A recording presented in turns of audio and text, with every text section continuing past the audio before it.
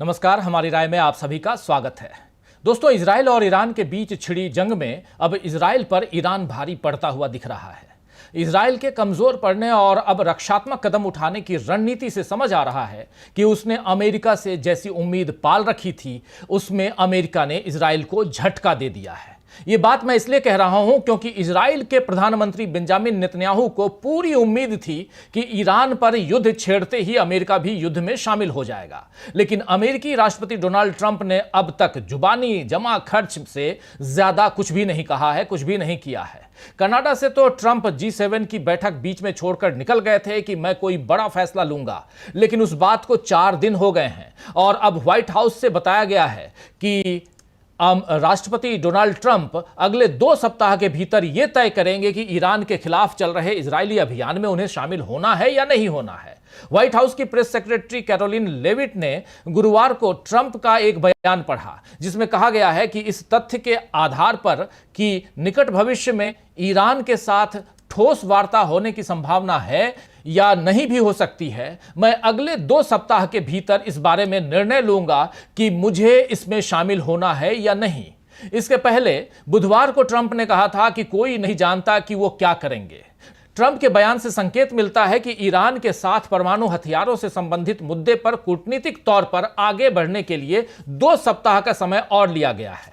इस बीच press secretary Levitt ने यह भी बताया है कि इजराइल के हमलों के बावजूद अमेरिका और ईरान के बीच परमाणु मुद्दे पर बातचीत जारी है।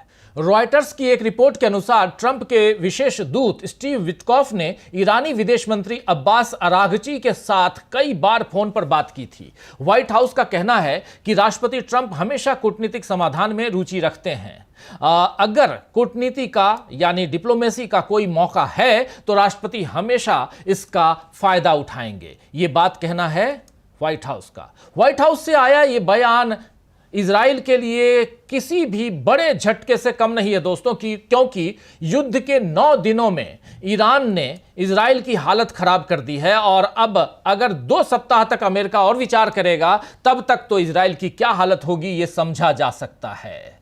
आज ही ईरान की एयर स्ट्राइक से इजराइल के हाइफा शहर में भारी तबाही मची है। इजराइल की बिजनेस वेबसाइट कैलकालिस्ट ने बताया है कि दक्षिणी तेल अवीव स्थित बिजमैन इंस्टीट्यूट ऑफ साइंस को ईरान के मिसाइल हमले के कारण करीब $572 मिलियन का नुकसान हुआ है। वहीं जिनेवा में ईरान के विदेश मंत्री अब्बास अरागची को यूएन ह्यूमन राइट काउंसिल की बैठक में बोलने के लिए बुलाया गया है। हालांकि मानवाधिकारों को लेकर ईरान के ट्रैक रिकॉर्ड को लेकर अरागची के यूनाइटेड नेशंस में बोलने को लेकर बहुत विरोध है, फिर भी मौजूदा परिस्थितियों के हवाले से आज वो बोल सकेंगे ये तय है। लेकिन इस भाषण से पहले अरागची की मुलाकात ब्रिटेन, फ्रांस, जर्मनी इन 3 देशों के विदेश मंत्रियों से भी होनी है। इधर व्हाइट हाउस के बयान से कुछ घंटे पहले ही एक इजरायली अधिकारी ने टाइम्स ऑफ इजराइल को बताया है कि यरूशलेम का मानना है कि ट्रंप अगले कुछ दिनों में ईरान के खिलाफ हमलों में शामिल होने का फैसला कर सकते हैं।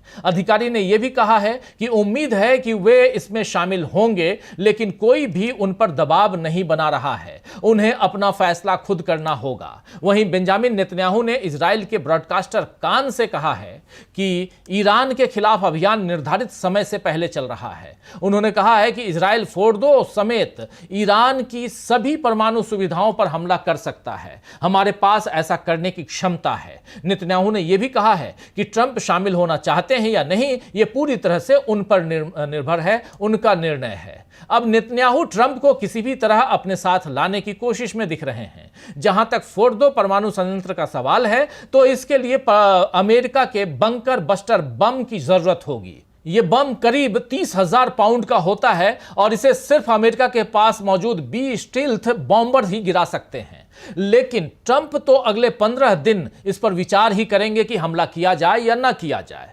तो ऐसे में इजराइल क्या करेगा यह देखना होगा। वैसे ट्रंप ने 15 दिनों का वक्त इसलिए लिया है क्योंकि अमेरिका को भी अंतर्राष्ट्रीय नियमों, सहयोगी देशों, इन सब की मंजूरी और वैधानिक प्रक्रिया से भी गुजरना होगा। जैसे अगर अमेरिका हमला करता है तो उसे अपने विमानों के उड़ान के लिए ब्रिटेन के सैन्य अड्डों जैसे डिएगो गार्सिया का इस्तेमाल करना पड़ सकता है। यह बेस भले ही अमेरिका चला रहा हो, लेकिन इसका मालिकाना हक ब्रिटेन के पास है। इसका मतलब साफ है कि ट्रंप को ब्रिटेन के प्रधानमंत्री कीर स्टारमर की इजाजत लेनी होगी और कीर स्टारमर शायद ही इसके लिए राजी हों, क्योंकि कीर स्टारमर 2003 के इराक युद्ध के खिलाफ भी मुखर थे। तब एक मानवाधिकार वकील के तौर पर स्टारमर इस युद्ध को गैर कानूनी बता चुके हैं, यानी इस बार भी ब्रिटेन का साथ अमेरिका को शायद ही मिले। और दूसरी महत्वपूर्ण बात यह कि संयुक्त राष्ट्र के नियमों के मुताबिक किसी भी देश पर हमला करने के लिए सिर्फ 3 परिस्थितियों में छूट मिलती है। पहला कि आत्मरक्षा, दूसरी स्थिति बड़े मानवीय संकट को टालने की जरूरत और तीसरी महत्वपूर्ण कि यूएन सुरक्षा परिषद की मंजूरी इस पर मिले। यानी ट्रंप और इजराइल इस हमले को आत्मरक्षा का नाम दे तो सकते हैं, लेकिन इसके लिए यह उन्हें साबित करना होगा कि ईरान की तरफ से क्या वाकई कोई बड़े हमले या बड़े खतरे की आशंका थी। इसे साबित करना इतना आसान नहीं है दोस्तों, क्योंकि जिस परमाणु हथियार को आधार बनाकर इजराइल ने ईरान पर हमला बोला है, उससे खुद IAEA यानी इंटरनेशनल एटॉमिक एनर्जी एजेंसी के डायरेक्टर जनरल राफेल ग्रोसी तक किनारा कर चुके हैं। वैसे भी इजराइल ने ईरान पर पहले हमला किया है और ईरान ने अब तक यह नहीं दिखाया है कि वो अमेरिका पर हमला करने वाला है। अंतरराष्ट्रीय कानून के मुताबिक जवाबी कार्रवाई में यह देखा जाता है कि जितना खतरा हो उतना ही जवाब दिया जाए, यानी सामने वाले से अगर आपको खतरा है तभी आप जवाब देंगे। संयुक्त राष्ट्र के नियम यह भी कहते हैं दोस्तों कि अगर कोई देश किसी गैर कानूनी हमले में मदद करता है और उसे इस बात की जानकारी होती है तो उसे भी बराबर का दोषी माना जाएगा। ऐसे में ब्रिटेन अगर अमेरिका के साथ आता है तो वो भी समान रूप से दोषी माना जाएगा। अगर ट्रंप हमला करने की सोचते हैं तो उन्हें सिर्फ इजराइल का नहीं बल्कि अंतरराष्ट्रीय बिरादरी का भरोसा भी और समर्थन भी पाना होगा। सिर्फ अमेरिका के पास बम और बम गिराने वाले विमान हैं, यही काफी नहीं है। अंतर्राष्ट्रीय स्तर पर कानूनी और कूटनीतिक मंजूरी भी उतनी ही जरूरी है और इसी में ट्रंप फंस सकते हैं। वैसे ब्रिटेन के अलावा पाकिस्तान भी अब ट्रंप को चेतावनी दे चुका है। ट्रंप के साथ लंच में असीम मुनीर ने ट्रंप को चेताया कि इस युद्ध की वजह से पाकिस्तान और ईरान बॉर्डर पर आतंकी और अलगाववादी संगठन ईरान में सत्ता के पतन का फायदा उठाकर इस क्षेत्र में अपनी गतिविधियों को बढ़ा सकते हैं। इससे पाकिस्तान और ईरान बॉर्डर पर अस्थिरता बढ़ेगी, यानी अगर अमेरिका इस युद्ध में आता है तो फिर पाकिस्तान आतंकवाद बढ़ाने के लिए उसे जिम्मेदार ठहरा सकता है। पाकिस्तान के साथ चीन और रूस भी अमेरिका के खिलाफ खड़े हो जाएंगे। ट्रंप इस समय इन्हीं सारी बातों का आकलन कर रहे हैं और सोचने के लिए 2 हफ्तों की बात शायद इसी वजह से आई है। इस बीच खबर यह भी है कि कतर में अमेरिकी सैन्य अड्डे को खाली करा लिया गया है। न्यूज एजेंसी AFP के मुताबिक कतर स्थित अमेरिका के अल उदीद एयरबेस को खाली करा दिया गया है। मध्य पूर्व में US का यह सबसे महत्वपूर्ण सैन्य ठिकाना है। बताया जा रहा है कि इस बेस पर दर्जनों सैन्य विमान तैनात थे, जिनमें रिफिलिंग और कार्गो विमानों के साथ ही फाइटर जेट भी शामिल थे। लेकिन सैटेलाइट तस्वीरों से साफ है कि अमेरिकी सैन्य विमान अब इस एयरबेस पर नजर नहीं आ रहे हैं। डोनाल्ड ट्रंप के इस कदम से ऐसा लग रहा है कि ईरान से अब अमेरिका को डर लग रहा है। इधर अमेरिका का डूम्सडे प्लेन कहा जाने वाला सैन्य विमान E-4B नाइट वॉच को उड़ान भरते हुए देखा गया है। इस नाइट वॉच एयरक्राफ्ट की सबसे बड़ी खासियत यह है दोस्तों कि यह विमान परमाणु हमले को भी झेल सकता है। बोइंग 747-800 का यह मिलिट्री वर्जन है। अगर जमीन पर परमाणु हमले होते हैं तो यह अमेरिका के राष्ट्रपति समेत बड़े नेताओं को लेकर आसमान से सुरक्षित रूप से किसी दूसरे देश में जा सकते हैं। इसीलिए इस विमान को फ्लाइंग पेंटागन भी कहा जाता है। इसमें 112 लोगों की बैठक की क्षमता है।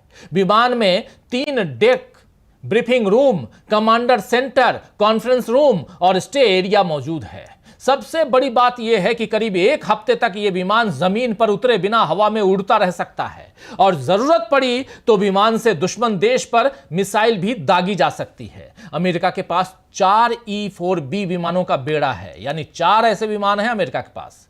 11 सितंबर 2001 याद होगा आपको, 9/11 जिसको कहा जाता है। 11 सितंबर 2001 के आतंकी हमले के बाद तत्कालीन राष्ट्रपति जॉर्ज बुश ने इसी विमान यानी नाइट वॉच का इस्तेमाल किया था।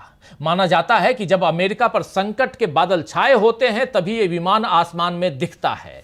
अब यह विमान अमेरिका के लुइसियाना में बाकर्सडेल एयरफोर्स बेस में मंगलवार को शाम 6 बजे से पहले उड़ान भरकर रात 10 बजे मैरीलैंड में ज्वाइंट बेस एंड्रयूज पर उतरता देखा गया है। और बताया जा रहा है कि उड़ान के सामान्य ऑर्डर 6 यानी कॉल कोड जो है वो ऑर्डर 6 पहले कहा जाता था, उसकी बजाय एक नए कॉल कोड या कॉल साइन ऑर्डर 01 का इस्तेमाल हुआ, जिसका पहले कभी उपयोग नहीं किया गया था। इसके बाद से कयास लग रहे हैं कि आखिर ट्रंप अब क्या करने वाले हैं, क्या चाहते हैं ट्रंप। वैसे ट्रंप को ईरान के supreme leader Ayatollah Ali Khamenei का जवाब तो याद होगा ही, जिसमें उन्होंने कहा था कि किसी भी हालत में वो अमेरिका के आगे सरेंडर नहीं करेंगे। खामनेई ने ट्रंप को धमकी देते हुए कहा कि अगर अमेरिका हमले में शामिल होता है तो उसके बुरे परिणाम होंगे, बुरे दिन शुरू हो जाएंगे अमेरिका के। तो क्या डोनाल्ड ट्रंप ने सरेंडर कर दिया है? सरेंडर का मतलब बिल्कुल आत्मसमर्पण नहीं दोस्तों। यहां पे सरेंडर का मतलब कि ईरान और इजराइल के बीच क्या युद्ध में न उतरने की बात अमेरिका ने और खासकर डोनाल्ड ट्रंप ने सोच ली है। जरा आप भी सोचिएगा। आज के लिए बस इतना ही। नमस्कार।